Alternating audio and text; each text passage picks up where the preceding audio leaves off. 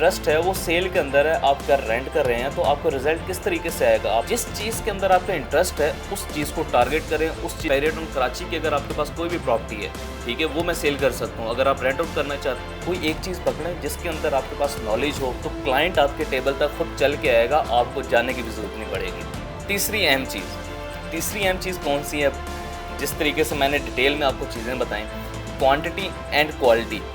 अगर जाते हैं क्वांटिटी के ऊपर, एक मेंबर है जो डील कर रहा है 30 से 40 क्लाइंट्स को, और एक मेंबर है वो डील कर रहा है 10 क्लाइंट्स को, किसका बेनिफिट ज़्यादा होना चाहिए? जो 40 मेंबर डील कर रहा है उसका बेनिफिट ज़्यादा होना चाहिए। मेरे जो तजर्बे से जो मैंने सीखा वो मैं आप तक पहुँचाना चाह रहा हूँ कि सिर्फ क्वांटिटी के ऊपर फोकस नहीं करना, क्वालिटी के ऊपर फोकस करना बहुत ज़रूरी है। कि अगर आप 10 क्लाइंट आपके पास आए हैं पर मंथ के हिसाब से, 10 क्लाइंट को आप पूरा टाइम दे रहे हैं, इजीली चीज़ें आप उसको प्रोवाइड कर रहे हैं, उसको कोई क्वेश्चन है उसको आंसर दे रहे हैं, उसको कोई चीज़ नीड है, इजीली उसको आप जो है टाइम के साथ चीज़ें डिलीवर कर पा रहे होते हैं।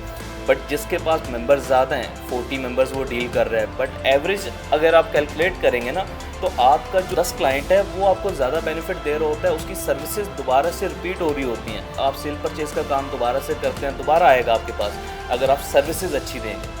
जब 40 लोग हैं, 40 लोग को फिर टाइम देना भी बहुत ज़रूरी है, चीज़ें समझाना भी बहुत ज़रूरी है, उनके साथ डेली बेसिस के ऊपर कांटेक्ट रखना बहुत ज़रूरी है। जब भी क्वेश्चन आए उसका आंसर देना बहुत ज़रूरी है।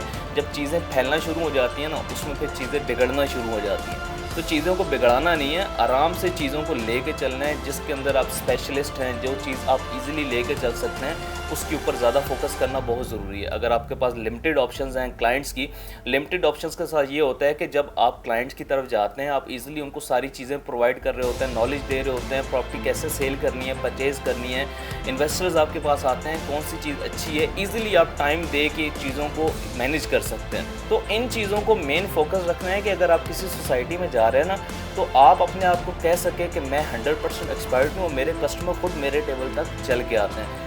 तो ये कुछ अहम बातें थी, और भी बहुत सारी बातें हैं, तो इंशाल्लाह डिस्कस करेंगे हम आने वाली वीडियो में। और हमारे एज एसोसिएट चैनल को लाजमी आप सब्सक्राइब कीजिएगा।